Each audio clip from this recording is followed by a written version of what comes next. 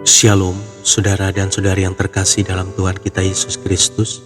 Marilah kita luangkan waktu beberapa menit untuk berkencan dengan Tuhan saat ini, agar dari hari ke hari kita semakin dekat dengan Tuhan, sehingga hidup kita semakin diberkati dan menjadi berkat. Pembacaan dari kitab 1 Raja-Raja bab 19 ayat 1 sampai dengan 4. Ketika Ahab memberitahukan kepada Isabel segala yang dilakukan Elia, dan perihal Elia membunuh semua nabi itu dengan pedang, maka Isabel menyuruh seorang suruhan mengatakan kepada Elia, "Beginilah kiranya para Allah menghukum aku, bahkan lebih lagi daripada itu, jika besok kira-kira pada waktu ini aku tidak membuat nyawamu sama seperti salah seorang dari mereka itu." Maka takutlah ia, lalu bangkit dan pergi menyelamatkan nyawanya. Dan setelah sampai ke Beersheba yang termasuk wilayah Yehuda, ia meninggalkan bujangnya di sana. Tetapi ia sendiri masuk ke padang gurun sehari perjalanan jauhnya, lalu duduk di bawah sebuah pohon arar. Kemudian ia ingin mati, katanya, "Cukuplah itu, sekarang ya Tuhan, ambillah nyawaku, sebab aku ini tidak lebih baik daripada nenek moyangku." Demikianlah sabda Tuhan. Syukur kepada Allah. Saudara dan saudari yang terkasih dalam Tuhan kita Yesus Kristus, pernahkah kita kehilangan kekuatan iman ketika diperhadapkan pada suatu keadaan yang tidak terlalu genting? Seringkali kita menghadapi situasi sulit yang sangat menantang iman dan mampu melewatinya dengan iman yang terfokus pada Tuhan. Namun ada kalanya kita mengalami kekhawatiran dan ketakutan hanya karena persoalan kecil. Di Gunung Karmel, Elia menantang Raja Ahab beserta 400 orang Nabi Baal untuk membuktikan kehebatan Tuhan. Elia memanjatkan doa yang super beriman, "Ya Tuhan Allah Abraham, Ishak dan Israel, pada hari ini biarlah diketahui orang bahwa Engkaulah Allah dan bahwa aku ini hamba-Mu. Jawablah aku ya Tuhan, supaya bangsa ini mengetahui bahwa Engkaulah Allah." Lalu turunlah api menyambar habis korban bakaran Elia, dan ia membunuh ke-400 Nabi Baal tersebut. Namun keesokan harinya ia lari ketakutan ketika mendengar ancaman Isabel dan berkata, "Cukuplah itu, sekarang ya Tuhan, ambillah nyawaku."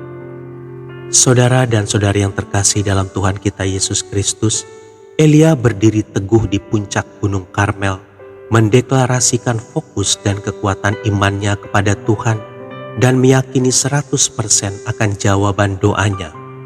Namun imannya jatuh seketika di titik nol hanya karena ancaman seorang perempuan. Ia menjadi putus asa dan ingin mati rasanya. Demikian pula Abraham. Ia melakukan hal yang sama ketika berbohong tentang Sarah di hadapan Firaun karena berusaha menyelamatkan nyawanya. Daud yang menuliskan pujian yang indah tentang kesetiaan Tuhan yang besar dalam hidupnya, namun juga yang menyerukan, "Allahku, mengapa Engkau meninggalkan aku?" Mazmur 22 ayat 2. Musa yang menjadi pemimpin besar yang membawa bangsa Israel keluar dari Mesir dengan perbuatan tangan Tuhan yang besar. Namun ia pun berseru-seru kepada Tuhan ketika berada di Massa dan Meribah, "Apakah yang akan kulakukan kepada bangsa ini? Sebentar lagi mereka akan melempari aku dengan batu." Saudara dan saudari yang terkasih dalam Tuhan kita Yesus Kristus, Nabi Elia, Raja Daud dan Musa adalah pahlawan-pahlawan iman yang dipakai oleh Tuhan untuk mendemonstrasikan kuasa Tuhan. Akan tetapi hal ini tidaklah menjadikan mereka manusia super rohani tanpa kegagalan. Dengan demikian, kita tidak perlu berkecil hati ketika tapak perjalanan iman kita seperti grafik yang menurun secara drastis. Saat-saat kegelisahan, kekhawatiran dan ketakutan tidak mampu kita halau. Apakah yang harus kita lakukan selanjutnya? Katakan kepada Tuhan segala kelemahan iman kita dan tetaplah berdiri di gunung Tuhan. Dengan kata lain, iman kita boleh limbung, namun tidaklah mati. Demikianlah Tuhan berkata setelah Elia menyampaikan ketakutannya, "Bangunlah, makanlah, sebab kalau tidak, perjalananmu nanti terlalu jauh bagimu." Kita tidak terdiam diri ketika kondisi iman kita tercekik. Namun kita harus bangkit dan meraih kekuatan Tuhan untuk menjalani hari-hari yang penuh tantangan dan menyadari bahwa Tuhan selalu setia di dalam kehidupan kita.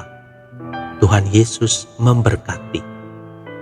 Marilah kita berdoa dalam nama Bapa dan Putra dan Roh Kudus. Amin. Tuhan Yesus, aku mohon kekuatan untuk bisa bangkit ketika imanku runtuh, sehingga aku sanggup menapaki jalan kehidupanku sampai akhir. Amin. Dalam nama Bapa dan Putra dan Roh Kudus.